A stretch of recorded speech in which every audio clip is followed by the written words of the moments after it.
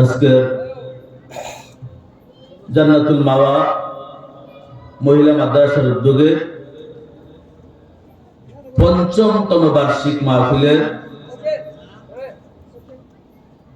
সভাপতিত্ব করবেন আমাদের মাথার তাজ শ্রদ্ধাভাজন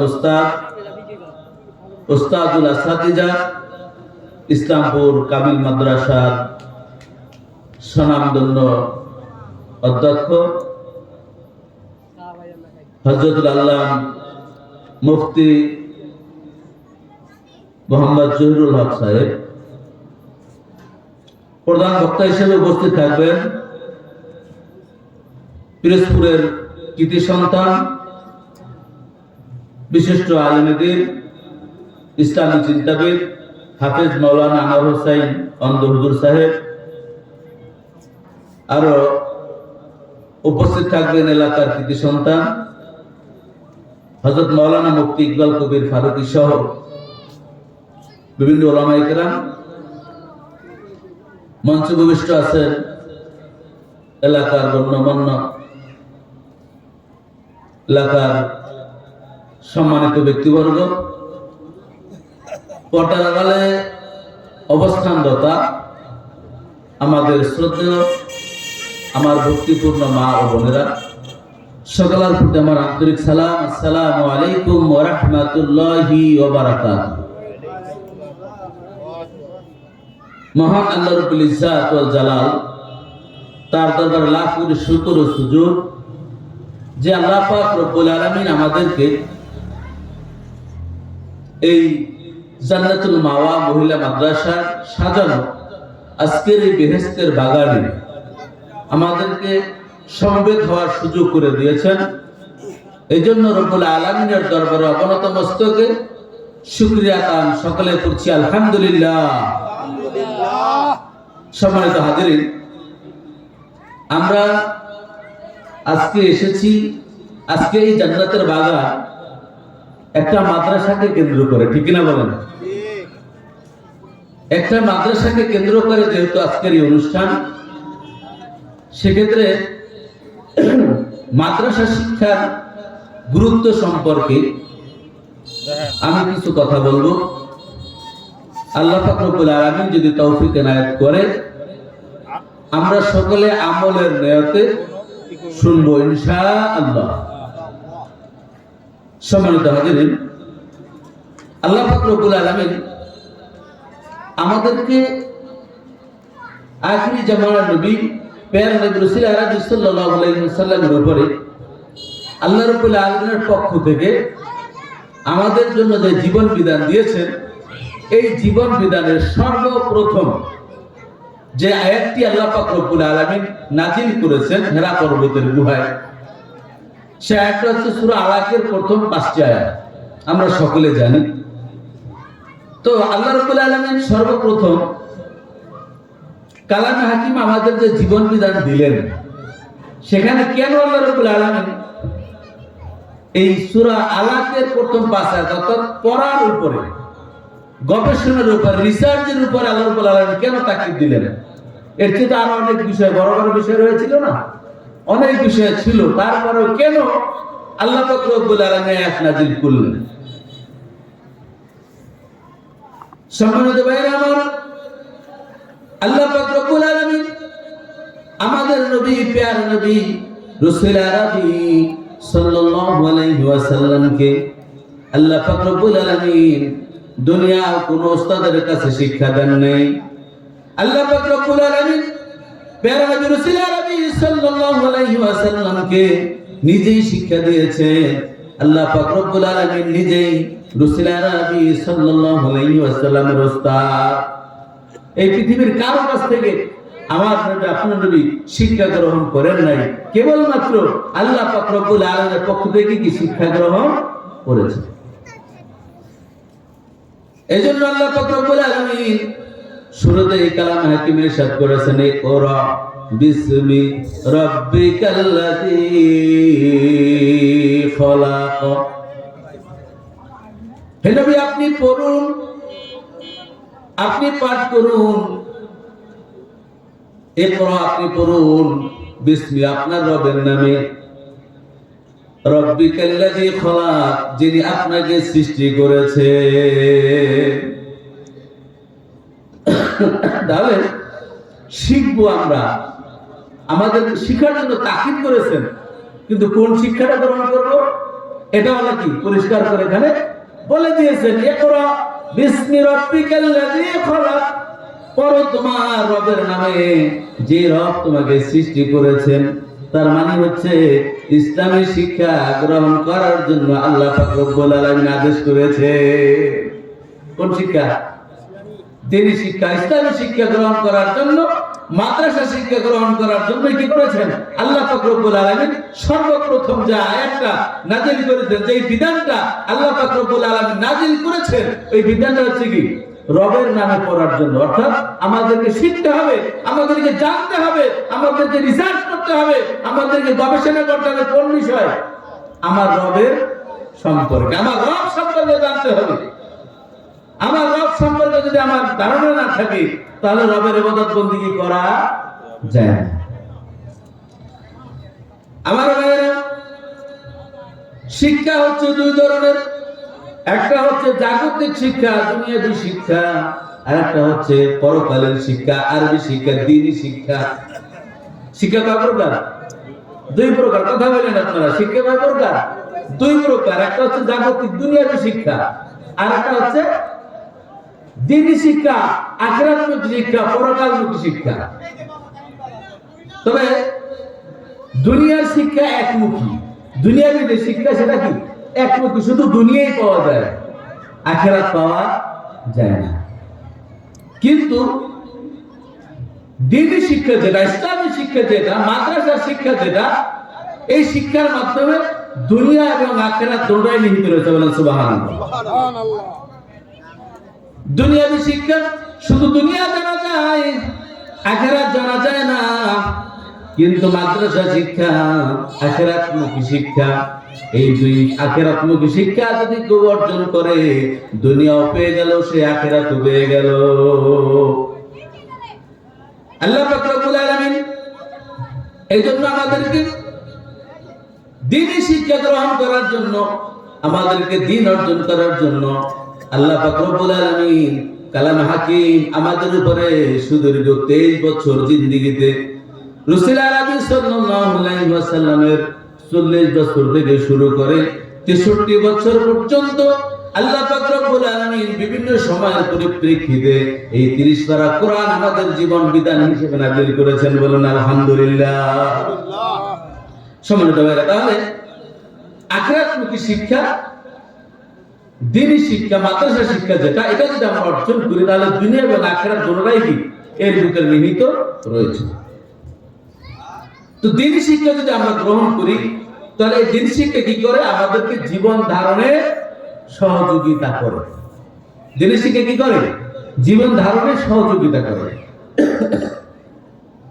যেমন রাসূল আরবি সাল্লাল্লাহু আলাইহি ওয়াসাল্লাম বলেন, এই দুনিয়া আবুকে যতদিন পর্যন্ত একটা লোক আল্লাহওয়ালা থাকবে, একটা লোক যতদিন পর্যন্ত এই দুনিয়ার বুকে আল্লাহ আল্লাহ বলে ডাকবে, ততদিন পর্যন্ত আল্লাহ পাক রব্বুল আলামিন এই দুনিয়াকে টিকিয়ে রাখবে। যতদিন একটা লোক আল্লাহওয়ালা থাকবে, ততদিন পর্যন্ত আল্লাহ পাক রব্বুল আলামিন এই দুনিয়া টিকিয়ে রাখবেন। যখন আল্লাহওয়ালা বলা লোক পৃথিবীতে থাকবে না, আল্লাহ পাক রব্বুল আলামিন এই দুনিয়া ততদিন আর রাখবে না। আল্লাহওয়ালা, আল্লাহকে ডাকার মতো লোক যখন শেষ হয়ে যাবে, থাকবে না, তখন এই পৃথিবীও থাকবে না, পৃথিবী ধ্বংস করে দেবেন আল্লাহ। তাহলে এই পৃথিবীটাকে আমরা খাই, পান করি, যা কিছু করি, দুনিয়ার স্বাচ্ছন্দ্য ভোগ করতেছি কাদের উসিলায়? আল্লাহওয়ালা আল্লাহকে ডাকার উসিলায়, আলেমের উসিলায়, মাদ্রাসা শিক্ষার উসিলায়। ঠিক না বলেন? মাদ্রাসা শিক্ষা থাকার কারণে আল্লাহওয়ালা লোক রয়েছে, আল্লাহওয়ালা লোক থাকার কারণে আল্লাহ পাক রব্বুল আলামিন এই পৃথিবীকে ধ্বংস করবেন না। আল্লাহ রাসূলের ওয়াদা, আল্লাহর ওয়াদা কি?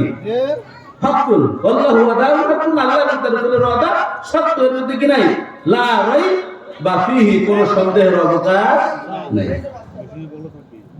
তাহলে এই পৃথিবীতে আমরা যারা জাগতিক শিক্ষায় শিক্ষিত, এই জাগতিক শিক্ষায় শিক্ষিত যারা, আমরা মনে করি আমরাই সর্বে সর্বা, দুনিয়াকে সারা জ্ঞান আমরাই করতে পারি। তারা স্লোগান দেয় কি, দুনিয়াটা মস্ত বড়, খাও দাও ফুর্তি করো, আগামীকাল বাঁচবে কিনা বলতে পারো। এটা যে কোনো মুসলমান স্বীকার করতে পারে? স্বীকার করতে পারে না। তার মানে দিনী শিক্ষা না থাকার কারণে জাগতিক শিক্ষার মাধ্যমে মানুষ কি কল্যাণমুখী হতে পারে না। যার কারণে দিনী শিক্ষা না থাকার কারণে তারা এরকম কথা বলছে। অথচ এই মাদ্রাসা শিক্ষা কি করে? আল্লাহ পাক রব্বুল আলামিন বলেন ইয়াখরুজুহুম মিনাজ যুলুমাতি ইলান নূর। আল্লাহ বলেন জাগতিক শিক্ষা হচ্ছে অন্ধকার আর দ্বীনি শিক্ষা হচ্ছে আলো। বলেন সুবহানাল্লাহ। জাগতিক শিক্ষা, দুনিয়াবী শিক্ষা অন্ধকার আল্লাহর ভাষায়, মাদ্রাসা শিক্ষা দ্বীনি শিক্ষা হচ্ছে আলো। আল্লাহ রাব্বুল আলামিন বলেন যদি কোনো ব্যক্তি জাগতিক শিক্ষা অর্জন করে ওই ব্যক্তি অন্ধকারের ভিতরে থেকে গেল, আর যে ব্যক্তি দ্বীনি শিক্ষা মাদ্রাসা শিক্ষা অর্জন করলো ইয়াখরুজুহুম মিনাজ যুলুমাতি ইলান নূর। আল্লাহ পাক রব্বুল আলামিন ওই ব্যক্তিকে অন্ধকার থেকে আলোর পথে নিয়ে যাবে। বলেন সুবহানাল্লাহ। এই জন্য দ্বীনি শিক্ষা যে ব্যক্তি অর্জন করলো ওই ব্যক্তি আখিরাতের সব কিছু পেয়ে গেল। সম্মানিত ভাইয়ের জন্য এই দুনিয়া আল্লাহ টিকিয়ে রেখেছেন কাদের জন্য? আলেমদের জন্য, মাদ্রাসা শিক্ষার জন্য। তাহলে যারা আজকে যারা খাচ্ছে, যারা করছে, যারা নিজেকে হাম বর্ণা মনে করছে, এরা কাদের উসিলায় খাচ্ছে? আলেমদের উসিলায়। আলেম না থাকলে দুনিয়া আল্লাহ রাখতেন না। তার মানে তারা কি থাকতো? তারাও থাকতো না। তাহলে আলেমদের উসিলায় তারা খাচ্ছে, কিন্তু অথচ আলেমদের তারা পছন্দ করে না, আলেমদের তারা সাদরে গ্রহণ করতে পারছেন না। সবরের জন্য আর একটু আমরা গভীরে যাই। দুনিয়া শিক্ষা আর মাদ্রাসা শিক্ষা পার্থক্য আর একটু আমরা আলোচনা করি। সেটা দেখেন, এক সরকারি চাকরিজীবী, সে তো দুনিয়াতে অনেক সার্টিফিকেট অর্জন করার পরে তো সরকারি চাকরি দিতে হয়, ঠিক কিনা বলেন? এই চাকরিজীবী কি করলেন? তাকে রেল মন্ত্রণালয় চাকরি দেওয়া হলো। ওই ব্যক্তি কি করলো? সরকারি ট্রেনে সে যাত্রীদের টিকিট চেক করে। এখন এক ব্যক্তি উঠলো মাঝখান থেকে, অর্থাৎ সব স্টেশনে তো টিকিট কাটা হয় না। ওই ব্যক্তি টিকিট ডাকাইতেই কি করছে? ট্রেনে উঠছে। ওটার পর চেকার আসছে, এসে দেখতেছে যে তার টিকিট নাই। তো এখন ওই চেকার বলতেছে যে আপনার যেহেতু টিকিট নাই, সেক্ষেত্রে আপনি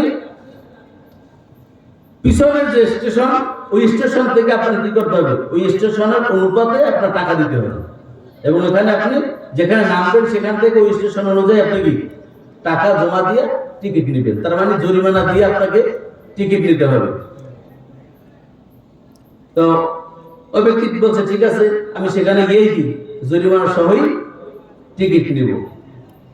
কিছুক্ষণ পরে সেখানে বলতেছে যাক আপনি ওখানে গিয়ে টিকিট কাটবেন, বেশি টাকা দিয়ে দরকার নেই, আপনি যা ভাড়া তার থেকে কিছু কম দেন, আমারও দেন।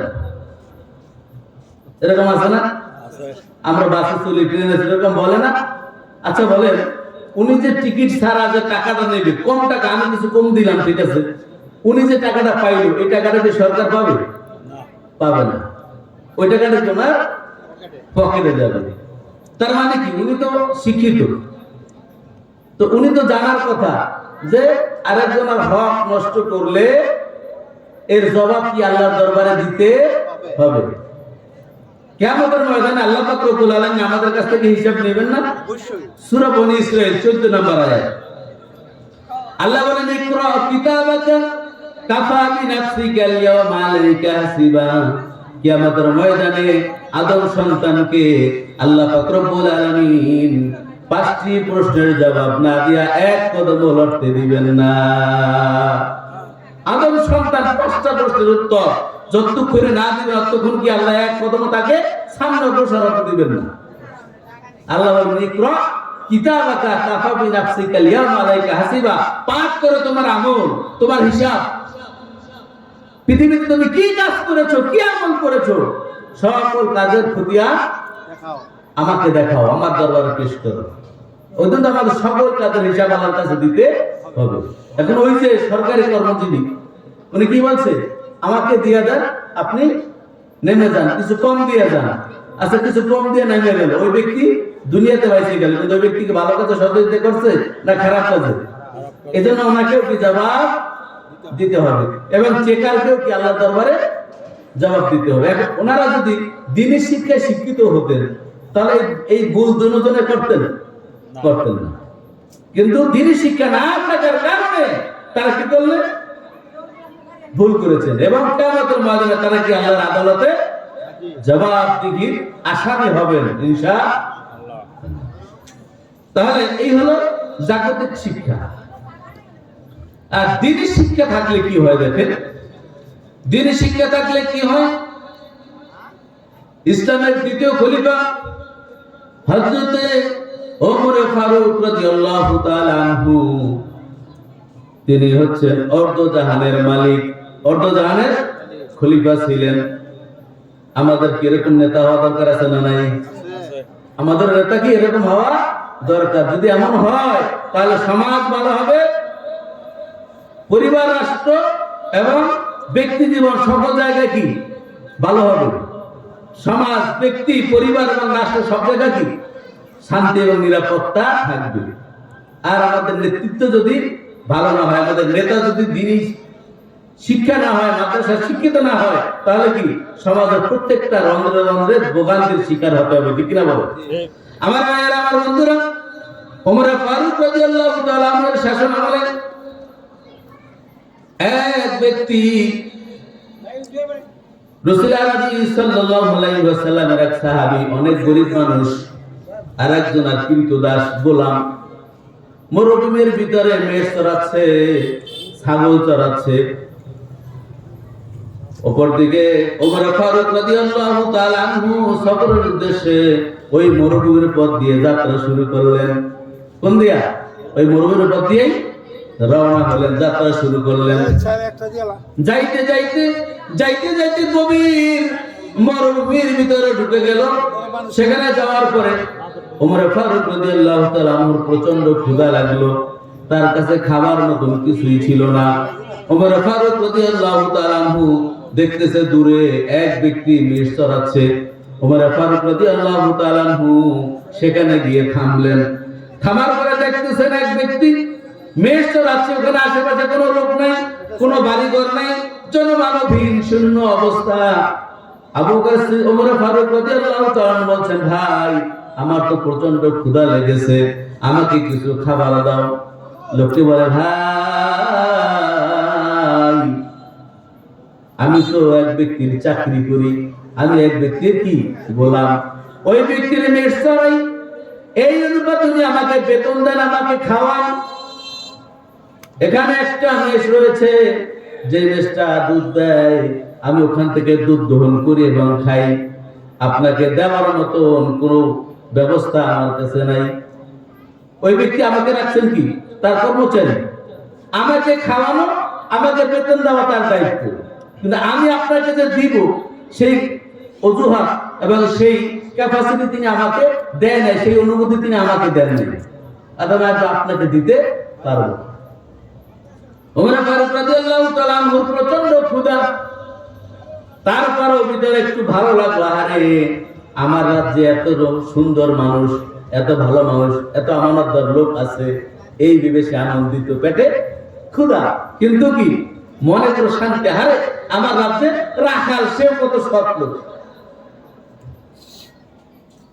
ওমর ফারুক রাদিয়াল্লাহু তাআলা আনহু চিন্তা করলেন, আসলে ওই লোকটাকে আমাকে ধোঁকা দেওয়ার জন্য সৎ সাজছে না, আসলে সৎ, একটু পরীক্ষা করা দরকার। মুখে মুখে সৎ সাজে, এরকম অনেক লোক আছে না আমাদের সমাজে, মুখে মুখে সৎ কিন্তু বাস্তবে নাই। আমার নেতার চরিত্র ফুলের মতো পবিত্র, নামাজ নাই এক ওয়াক্ত। যে ব্যক্তি আল্লাহর হক আদায় করে না, সেই মানুষের হক আদায় করবে করবে না। এখন এরকম ভালো লোক অনেক আছে, মুখে বলা কিন্তু বাস্তবে পাওয়া যায় না। এইবার ওমর ফারুক রাদিয়াল্লাহু তাআলা চিন্তা করলেন, রাখালকে আমাকে ঠকানোর জন্য সৎ সাজে না আসলেই সৎ, একটু পরীক্ষা করা দরকার। এইবার ওমর ফারুক রাদিয়াল্লাহু তাআলা বলেন, ভাই রাখাল, তুমি একটা কাজ করো, তোমার যে বকরিগুলি রয়েছে এই বকরি থেকে তুমি একটি বকরি আমাকে বিক্রি করো আমার কাছে। আমার কাছে তুমি বিক্রি করো তাহলে তুমি বেতন তো ঠিকই পাইবা, এই টাকাটা তুমি অতিরিক্ত পাইবা, এই টাকাটা তুমি খাওয়া পয়সা অতিরিক্ত পাইবা। একটা বকরি আমার কাছে বিক্রি করে দাও। ওই ব্যক্তি চিন্তা করে, রাখাল চিন্তা করে, লোকটাকে একটু আমিও পরীক্ষা করি, লোকটা কিরকম। এদিকে কি ওমর ফারুক রাদিয়াল্লাহু তাআলা পরীক্ষা করতেছে রাখালকে, রাখালও চিন্তা করে আমি কি লোকটা সৎ না অসৎ, আমি একটু পরীক্ষা করি। লোকটা তো চিনে, রাখা তো চিনে না, সে কি আমিরুল মুমিনিন, সে চিনে না, সে মনে হয় পথিক, তাহলে আমি একটু তার পরীক্ষা করি। বলছে, ভাই ঠিক আছে, আপনার প্রস্তাব আমি মেনে নিলাম, আমি আপনাকে একটা বকরি বিক্রি করে দিলাম, আপনি সেখান থেকে দুধ খাইলেন, আপনিও বাঁচলেন, আমারও টাকা হইল, আলহামদুলিল্লাহ। তবে একটু পরামর্শ দেন, আমার মালিক যখন, তার তো মেষ কি আছে, গোনা আছে, সে যখন এসে বলবে যে আমার গোনা মেষ কম কেন, মেষ কম কেন, তাহলে তাকে কি জবাব দেবে, একটু পরামর্শ দেন। তখন ওমর ফারুক রাদিয়াল্লাহু তাআলা বলেন, ভাই তোমার মালিককে তুমি বলবা একটা মেষ কি করেছে, বাঘে নিয়ে গেছে, তুমি তো বাঘের সাথে যুদ্ধ করে পারবে না, অতএব তোমার দোষও হবে না, মালিক তোমার দোষও ধরতে পারবে না, তুমি বেঁচে গেলা, আমিও খাইলাম, তোমার টাকা পাইলা খাও। আমার ভাইয়ের, আমার বন্ধুরা, এবার রাখাল চিন্তা করেন, আর এটা তো দুরান্দাজ, এটা তো ভালো লোক না, কি প্রতি কিনা ভালো লোক না, আমাকে কুটবুদ্ধি দিল। এইবার রাখাল বলতেছে, ভাই তোমার পরামর্শ তো খুব ভালো লাগলো, তবে আমাকে একটা পরামর্শ দাও, যে রব্বুল আলামিন কিয়ামতের ময়দানে আমাকে প্রশ্ন করবে, ইকরা কিতাবাকা কাফা বিনাফসিকা আল-ইয়াওমা আলাইকা হাসিবা। ও রাখাল, তোমার মালিক তোমার কাছে যে কয়টা মেষ দিয়েছিল সেই মেষ তুমি চারণ করেছো, একটা মেষ তুমি বিক্রি করে টাকা নিয়েছো, মালিককে বোঝাও নাই, সেটা কেন করলা? আমার কাছে জবাব দিয়া তুমি জান্নাতে যাও। ও পথিক, রব্বুল আলামিন তো দেখতেছে আমি তোমার কাছে মেষ বিক্রি করতেছি, কিয়ামতের ময়দানে রব্বুল আলামিন যখন আমার কাছে হিসাব নিবে, তখন আমি কেমন করে আমার রবের কাছে জবাব দেব, এটাও আমাকে শিখাইয়া দাও। দুনিয়ার মালিকের কাছ থেকে বাঁচার রাস্তা আমাকে শিখাই দিয়েছো, আখিরাতের মালিকের কাছ থেকে কেমনে বাঁচবো সেই পদ্ধতি আমাকে শিখাইয়া দাও। ভাইরা আমার, বন্ধুরা আমার, আমিরুল মুমিনিনকে ডাক দিয়া বলে, ভাই পথিক, এই জবাব তুমি আমাকে যদি না দাও, আমি তোমার নামে মামলা করব আমিরুল মুমিনিন ওমরের দরবারে। কার দরবারে? ওমরের দরবারে। তিনি তোমার বিচার করবে, তুমি তো হটকারী লোক, ঠকবাজ লোক, তোমার বিচার করবে আমিরুল মুমিনিন। এবার আমিরুল মুমিনিন তাকে ওই পথিককে, রাখালকে জড়িয়ে ধরলেন, রাখালকে বুকের সাথে জড়িয়ে ধরে বললেন, ভাই তোমার আমিরুল মুমিনের কাছে বিচার দিতে হবে না, স্বয়ং আমিরুল মুমিনিন তোমার সামনে হাজির, তুমি যার কাছে বিচার দিবা সে তোমার কাছেই হাজির। আমি তোমাকে পরীক্ষা করার জন্য এই কৌশল করেছি, আসলে প্রকৃত পক্ষে তুমি সৎ। কিসের কারণে হয়েছে? দিনী শিক্ষার কারণে, মাদ্রাসা শিক্ষার কারণে। ওই ব্যক্তি সরকারি চেকার কি করলো, যাত্রীদেরকে বলতেছে টিকিট কাটার দরকার নাই, কিছু কম দেন, আমার কাছে দেন, আমার পকেটে নিয়ে আমি কি করি বাড়ি দেব। আর ওই ব্যক্তি কৃতদাস, দিনী শিক্ষা থাকার কারণে, মাদ্রাসা শিক্ষা থাকার কারণে ওই ব্যক্তি দুনিয়ার লোককে সে লোক মনে করে নাই, দুনিয়ার টাকা সে টাকা মনে করে নাই। আমিরুল মুমিনের কাছে যুক্তি পাওয়ার পরে উমেশ বিক্রি করে নাই। কিসের কারণে? দিনের শিক্ষার কারণে। বলতে পারেন হুজুর তখন কি মাদ্রাসা ছিল? প্রশ্ন আসতে পারে না? হ্যাঁ, ইসলামের প্রথম মাদ্রাসা দারুল আরকাম। কোরআনের আয়াত যখন নাযিল হলো, ইকরা বিসমি রাব্বিকাল্লাযী খালাক, পড়ো তোমার প্রভুর নামে যিনি তোমাকে শিক্ষা দিয়েছেন। এরপরে রাসূল আল্লাহ সাল্লাল্লাহু আলাইহি ওয়াসাল্লাম, তখন এরকম প্রতিষ্ঠানিক মাদ্রাসা ছিল না ঠিকই। আরকাম রাদিয়াল্লাহু তাআলার বাড়িটাকেই আল্লাহ রাসূল কি প্রশিক্ষণাগার হিসেবে নিয়েছিলেন। সেটাই হচ্ছে এই পৃথিবীর অর্থাৎ ইসলামের প্রথম মাদ্রাসা। সেখান থেকে সেই দ্বীনি শিক্ষাকে গ্রহণ করার কারণে, আল্লাহ সম্পর্কে ধারণা থাকার কারণে, পরকাল সম্পর্কে ধারণা থাকার কারণে ওই ব্যক্তি সুযোগ পাওয়ার পরও মেয়ে বিক্রি করে টাকা গ্রহণ করেন। তাহলে এই আখিরাতের শিক্ষা, দ্বীনি শিক্ষা, এটাকে দুনিয়া না আখিরাত দুটো জানেনই মুক্তি দেয়, ঠিক কিনা বলেন? আর জাগতিক শিক্ষা সাময়িক কিছু সুফল পাওয়া যায়, কিন্তু এর ভবিষ্যৎ কি হয় না, ভালো হয় না। সম্মানিত ভাইরা, আমার বন্ধুরা, একটা প্রশ্ন বলি। আমিরুল মুমিনিন হযরত ওমর ফারুক রাদিয়াল্লাহু তাআলা আনহুর সময় এক মহিলা দুধ বিক্রি করতেন বাজারে। কোথায়? বাজারে দুধ বিক্রি করতেন।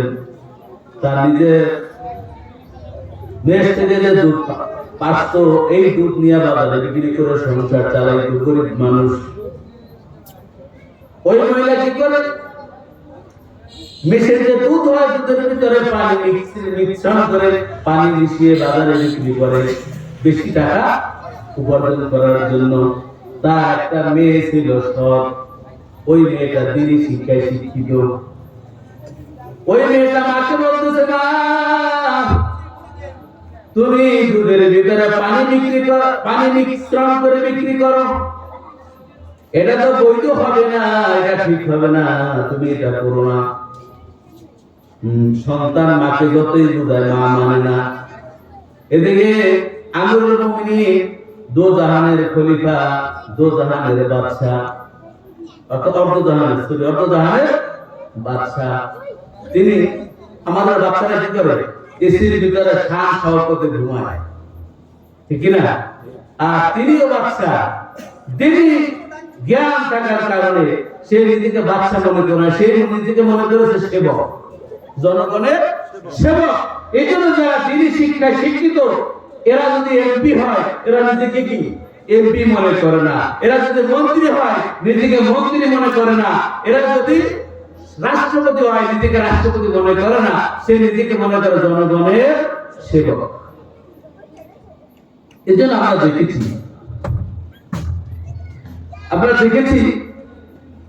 একটা ইসলামী দলের দুইজন মন্ত্রী, ওনারা মন্ত্রিত্ব হওয়ার আগে যেভাবে চলছে, মন্ত্রী হওয়ার পরেও কি মন্ত্রণালয় গিয়ে বাসার থেকে খিচুড়ি পাকাইয়ে নিয়ে গেছে, সেটা মন্ত্রণালয় শেখাইছে। মিডিয়া দেখছেন আপনারা? আবার উনি সফরে গেছে, সরকারি রাষ্ট্রীয় সফরে। ওখানে গিয়ে সফর থেকে আইসা বিভিন্ন মন্ত্রী মিনিস্টাররা কি করে ভাউচার দেয়, অর্থাৎ সরকারি বাজেট যা হয় তার থেকে আরো বেশি করে কি টাকা সরকার থেকে তারা নিয়ে নেয় ভাউচার দিয়ে। আর ওই দুইজন মন্ত্রী তারাও সরকারি সফরে গিয়েছিল। তারা কি করেছে? তারা আইসা ভাউচার দিয়েছে এবং সাথে টাকাও কি করেছে? ফেরত দিয়েছে। আমরা মনে করি যেটা কি সেই 1450 বছর আগে কাহিনী, ওমর ফারুক রাদিয়াল্লাহু ঘটনা আমরা শুনি, এই বর্তমানে সম্ভব না, এটা তো মনে করি না। না ভাইজান, না বাবা, বর্তমানেও সম্ভব। এটা বাস্তবে কি দুইজন মন্ত্রী আমাদেরকে গত 17 বছর আগে আমাদেরকে কি দেখাই দিয়েছে, এটা মিডিয়া সাক্ষী। তাহলে কি কিসের কারণে সম্ভব হয়েছে? দ্বীনি শিক্ষা তাদের ভিতরে থাকার কারণে কি তারা সরকার থেকে কি বাজেট অতিরিক্ত নেয় না, বরং সরকার যেটা বাজেট দিয়েছে খরচের বাকি টাকাটা তারা কি করে চালাতে দিয়েছে। এই জন্য দ্বীনি শিক্ষা শিক্ষিত যারা তাদেরকে নেতা মানলে কি দুনিয়াও লাভ, আখিরাতেও লাভ। আমার ভাইরা, আমার বন্ধুরা, আমিরুল মুমিনিন হযরত ওমর ফারুক রাদিয়াল্লাহু তাআলা আনহু রাতের বেলা সবাই যখন ঘুমিয়ে গেছেন, ওমর ফারুক রাদিয়াল্লাহু তাআলা আনহু মানুষের বাড়ি বাড়ি গিয়া পাহারা দিচ্ছে। কোন ব্যক্তি কষ্টে আছে, কোন ব্যক্তি খেয়ে আছে, কোন ব্যক্তি না খেয়ে আছে, বাড়ি বাড়ি গিয়ে ওমর ফারুক রাদিয়াল্লাহু তাআলা পাহারা দিচ্ছে। যাইতে যাইতে গিয়া দেখে গভীর এক নিস্তব্ধ এলাকা, ওখানে একটা বাড়ির ভিতরে টিমটিম করে আলো জ্বলতেছে। ওমর ফারুক রাদিয়াল্লাহু তাআলা ওই বাড়িতে চলে গেলেন। বাড়িতে গিয়া শুনে দুইটা মহিলার কথার আওয়াজ পাওয়া যায়। দুইটা মহিলার কি কথার আওয়াজ পাওয়া যায়। মেয়েটা বলতেছে, মা খবরদার, দুধে তুমি পানি মিশাইতে পারবে না। তুমি যদি দুধে পানি মিশাও এটা আমি মেনে নেব না। মহিলা ওই মেয়েটার মহিলা বলতেছে, মারে, আমি যে দুধে পানি মিলাই দুনিয়ার কোনো ব্যক্তি দেখে না, আমিরুল মুমিনিনও দেখে না। দেখে সে বিচার করলো, সে তো দেখে না। মেয়ে বলতেছে, মা, হয়তো আমিরুল মুমিনিন দেখে না, দুনিয়ার কেউ দেখে না, কিন্তু তোমাকে আমাকে যিনি সৃষ্টি করেছেন সেই রব্বুল আলামিন সব কিছুই দেখতে পাচ্ছে। তুমি আমাকে যিনি সৃষ্টি করেছেন সে তো দেখতে পাচ্ছে। তার কাছে তো আমাকে জবাব, আপনাকে তোমাকে আমাকে জবাব দিয়ে পার করতে হবে, সে তো দেখছে না। এই কথাগুলো কি আমিরুল মুমিনিন বাইরে থেকে শুনতেছে। তাদের কথার কাটাকাটির পর্যায়ে যখন শেষ হলো, আমিরুল মুমিনিন সেখানে হাজির হলো। হাজির হওয়ার পরে আমিরুল মুমিনিন তার পরিচয় দিলেন। পরিচয় দেওয়ার পরে ওই মহিলাকে বলছে, আগামী দিন আপনার মেয়েটাকে নিয়ে আপনি ওমরের দরবারে চলে আসবেন। মহিলা তো এবার কি পুরা ভয় পেয়ে গেছে, খাইছে। ওমরের দরবারে যে আমাকে ডাকছে, আমি তো দুধে কি পানি মিশাই, যদিও মিশাই তো দেখে নাই, কিন্তু মিশাবো গেলে তো সে শুনছে। অর্থাৎ কি বিচার করে আল্লাহই জানেন। ওমর ফারুক রাদিয়াল্লাহু তাআলা দরবারে পরের দিন চলে গেল। যাওয়ার পরে ওমর ফারুক রাদিয়াল্লাহু তাআলা মহিলাকে বলে, মা, বোন, মহিলাকে বলছে, বোন, আপনি আমাকে একটা জিনিস দিবেন কিনা বলেন। বলে, আপনি যদি চান দেওয়ার মতন হইলে দেব। সেটা মনে করছে কি আমার আমার উপর বিচার করবে, অথচ ওমর ফারুক তার কাছে কিছু চাইবে, সে বলছে দেওয়ার মতন হলে দিয়ে দেব। ওমর ফারুক বলছে, তোমার জন্য এটা হইতে পারে তুমি গরিব, তুমি রাখালে রাখাল মহিলা, তোমার সন্তান কি রাখালের মেয়ে, আমি খলিফা ওমর রাদিয়াল্লাহু তাআলা আমার সন্তানের জন্য তোমার মেয়েটাকে কি বিবাহ করাইতে চাই। কিসের কারণে? দ্বীনি শিক্ষা থাকার কারণে, তাকওয়া থাকার কারণে ওমর ফারুক রাদিয়াল্লাহু তাআলা কি রাখালের মেয়েকে তার ছেলের জন্য পুত্রবধূ করে দিলেন। এই জন্য দ্বীনি শিক্ষা এটা মানুষকে দুনিয়া না আখিরাতে দুর্জানায় কি করে, কল্যাণকারী করে। তো সম্মানিত ভাইরা, তো এই জন্য দ্বীনি শিক্ষা, মাদ্রাসা শিক্ষা আমাদের প্রয়োজন আছে না নাই? অথচ আমরা এটাকে প্রয়োজন মনে করি না। আমাদের বাংলাদেশে শতকরা 90% হচ্ছে মুসলমান। কত পার্সেন্ট? 90%। কেউ কেউ গবেষণা করে 92% মুসলমান। অথচ এই 92% মুসলমানের দেশে আমার ধারণা 5% মানুষও জানে না যে ধর্মীয় শিক্ষা আমাদের প্রয়োজন। কথা ঠিক কিনা? আপনারা একমত হবেন আমার সাথে? 5% লোক জানে না মাদ্রাসা শিক্ষা, দ্বীনি শিক্ষা বাধ্যতামূলক, প্রয়োজন এটা জানে না। কিন্তু ওরা কি দুনিয়াবী শিক্ষার পেছনে হাজার হাজার টাকা ব্যয় করে, অথচ দ্বীনি শিক্ষার ব্যাপারে উদাস। বলবেন কিনা? ঠিক কথা বলবেন কিনা? দ্বীনি শিক্ষার ব্যাপারে উদাস, অথচ জাগতিক শিক্ষা, দুনিয়াবী শিক্ষার ব্যাপারে হাজার হাজার টাকা তারা ব্যয় করে। অথচ এই হাজার হাজার টাকা ব্যয় করার পরে ওই ছেলে শিক্ষিত হওয়ার পরে মা বাবারা রাখি কোথায়? বৃদ্ধাশ্রমে, বাড়িতে জায়গা হয় না। কিন্তু দ্বীনি শিক্ষা অর্জন করা মাদ্রাসা পড়ুয়া একটা ছাত্র, সে নুন আনতে পান্তা ঘুরায়, তারপরেও যা জোগাড় করতে পারে তা নিয়ে মা বাবাকে নিয়ে একসাথে গায়ে ঠিক কিনা বলেন? দ্বীনি শিক্ষায় অর্জন করা মাদ্রাসা পড়ুয়া কোনো ছাত্রের বাবা মা কোনোদিন বৃদ্ধাশ্রমে থাকা দরকার হয় না। আমার ভাইরা, আমার বন্ধুরা, আমাদের জন্য যিনি শিক্ষা জরুরি, যিনি শিক্ষা এতটা জরুরি, পানির ভিতরে মাছ যেরকম পানি ছাড়া বাঁচতে পারে না, দিন ছাড়া কোন মুসলমান বাঁচতে পারে না। দিন জ্ঞান ছাড়া কোন মুসলমান কি ওরকম বাঁচতে পারে না। দিন ছাড়া বাঁচা ছাড়া না। দিন জ্ঞান যদি না থাকে তিনি আমল করবো কিভাবে? আর আমল ছাড়া কি জান্নাত পাওয়ার কোন সুযোগ আছে? এই জন্য আল্লাহ পাক রব্বুল আলামিন বলেছেন যে ইল্লাল্লাযিনা আমানু ওয়া আমিলুস সলিহাতি কানাত লাহুম জান্নাতুল ফিরদাউসি নুজুলা। নিশ্চয়ই যারা ঈমান আনে এবং আমল সালেহ করে তাদের জন্য রয়েছে জান্নাতুল ফিরদাউস। এজন্য আমল করতে হলে আল্লাহর উপরে ঈমান আনতে হলে দ্বীনি জ্ঞান দরকার, ঠিক কিনা বলেন? আমল করতে হলে দ্বীনি জ্ঞান দরকার। আপনার মাদ্রাসাটাকে, আপনার সন্তানটাকে আপনি মাদ্রাসায় না পড়িয়ে আপনি ভার্সিটিতে পড়াইলেন, সে দিন শিখবে না, সে জাগতিক শিক্ষা অর্জন করবে। ভবিষ্যতে এমন হতে পারে আপনার সন্তান আপনাকে বৃদ্ধাশ্রমে জায়গা দিবে। সম্মানিত ভাইরা, দ্বীনি শিক্ষা ও আখিরাতমুখী শিক্ষা কখনোই এক জিনিস হতে পারে না। দ্বীনি শিক্ষা আখিরাতমুখী শিক্ষা কি এক হতে পারে না। সম্মানিত ভাইরা, এরপরে দেখেন আমাদের সমাজ ব্যবস্থা, আমাদের সমাজ ব্যবস্থা চলতেছে। এই সমাজ আমরা সকল ধরনের সকল শ্রেণীর লোককে এখানে বাস করি, সকল শ্রেণীর লোককে আমরা বাস করি। আমরা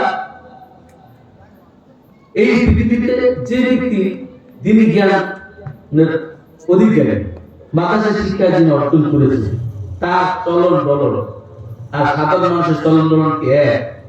বলতে পারেন যে হুজুর আমরা যে খাই, আমরা করি তো আমাদের অর্জন করার কারণে করি। আপনি বলছেন যে মাদ্রাসা শিক্ষা বা দ্বীনি শিক্ষা আলেমদের কারণে আমরা খাই, এটা আবার কিভাবে? এটা আমি একটু উদাহরণ দিলে আর একটু ভালো করে বুঝবেন। দেখেন আমাদের দেশে বিভিন্ন অনুষ্ঠান হয় না, বিবাহ অনুষ্ঠান হয় না? বিবাহ অনুষ্ঠানে একজন দুজনের জন্য খাবার পাকায় না হাজার হাজার লোকের জন্য? হাজার হাজার লোকের জন্য খাবার পাকায় না? হাজার হাজার লোকের জন্য হাজার হাজার খাবার পাকায়। কিন্তু মেহমান হাজার হাজার লোক উপস্থিত হয়, কিন্তু বিয়ের বাড়ি যখন যায়, কন্যা আনতে যখন যায়, বরযাত্রী যখন যায়, তখন কার ছিলে সবাই খায় বলুন? বরের ছিলে সবাই খায়। অথচ খাবার পাক করছে কিন্তু হাজার হাজার লোকের জন্য, ১৭ রকমের খাবার, কিন্তু উপলক্ষ কয়জন? একজন। যে কোনো কারণে দুই পক্ষের ভিতরে ঝগড়া সৃষ্টি হয়ে গেল। খাবার প্লেটে সাজানো, সুন্দর করে প্যান্ডেল সাজানো, সবাই প্লেট নিয়ে বসছে, খাবার দিবে। এমন সময় দুই পক্ষের ভিতরে একটু কথার কাটাকাটি হওয়ার কারণে বিবাহ কি ভেঙে গেছে। ভেঙে যাওয়ার কারণে বর উঠা চলে যাচ্ছে। এবার বলেন, বরযাত্রী যে হাজার হাজার লোক আসছে এবং হাজার হাজার লোকের জন্য খাবার রেডি করছে, এই বরযাত্রী যারা আসছিল, বর চলে যাওয়ার পরে বরযাত্রী কাউকে কি খাবার দিবে? কাউকে খাবার দিবে? দিবে না। কেন? উসিলা কি? বর। বর যদি ঠিক থাকে সবাই ঠিক, বর খাইলো সবাই খাইলো, বর ঠিক না অনুষ্ঠানে কি বন্ধু খাবার হাজার হাজার লোকের তৈরি হয়েছে ঠিকই, কিন্তু কেউ খাবার পাবে না।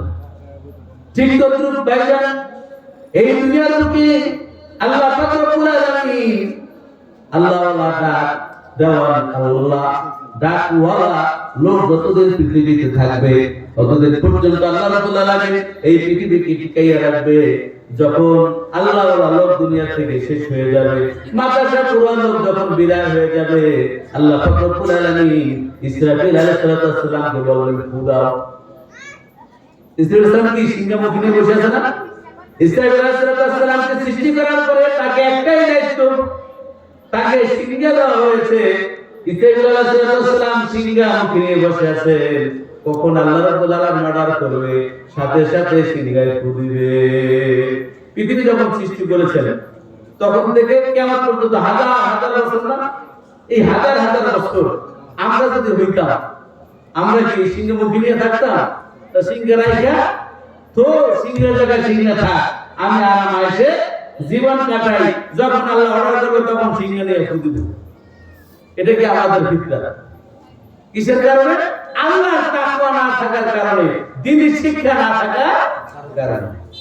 আর আল্লাহর তাকওয়া থাকার কারণে ইসরাফিল আলাইহিস সালাম যেই দিন আল্লাহ পাক রব্বুল আলামিন তাকে সৃষ্টি করে বলেছেন যে ইসরাফিল নাও তোমার সিংহা, আমি যখন তোমাকে অর্ডার করব তখন তুমি সিংহায় ফু দিবা, সাথে সাথে কিয়ামত সংঘটিত হয়ে যাবে।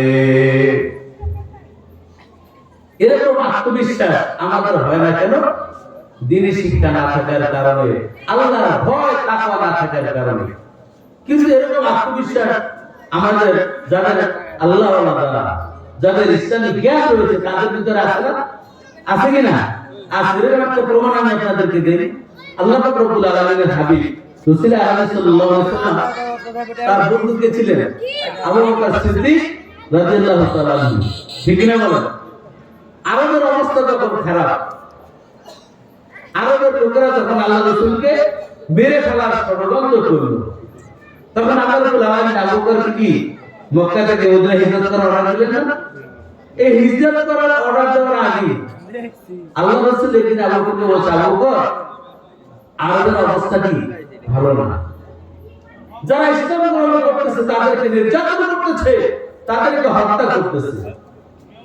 আম্মার, ইয়াসির, সুমাইয়া সহ অনেক মুসলমানদের কি করেছে? তারা শহীদ করে দিয়েছে। অনেক মুসলমানদের বাড়িঘর হারা করেছে, তাদের সম্পদ তারা হরণ করে নিয়ে গেছে। অতএব যে কোনো সময় মক্কা থেকে আমাদেরকে মদিনার দিকে হিজরত করা রাখতে পারে। তুমি প্রস্তুত? আমার ভাইরা, আমার বন্ধুরা, আমার বাবাজিরা, রাসূল সাল্লাল্লাহু আলাইহি ওয়াসাল্লাম ওমরকে বলছেন, ওমর, আরবের অবস্থা ভালো না। অসংখ্য মুসলমানদেরকে তারা নির্যাতন করে দুনিয়া থেকে বিদায় করে দিয়েছে। আমার আম্মা, আমার ইয়াসির, সুমাইয়া, এদেরকে তারা নির্যাতন করে দুনিয়ার বুক থেকে চির বিদায় করে দিয়েছে। আবু বকর,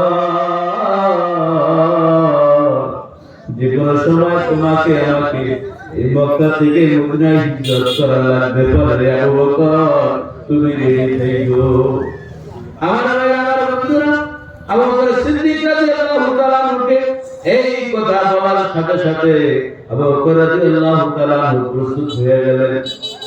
ওই দিনকে গিয়ে স্ত্রী পরিবার পরিজনকে ডাকলো, দিকে বলছে, রাসূল সাল্লাল্লাহু আলাইহি ওয়াসাল্লাম আমাকে রেডি হওয়ার জন্য বলছে, তোমরা আমাকে অনুমতি দাও, আমি এখন থেকে প্রস্তুত।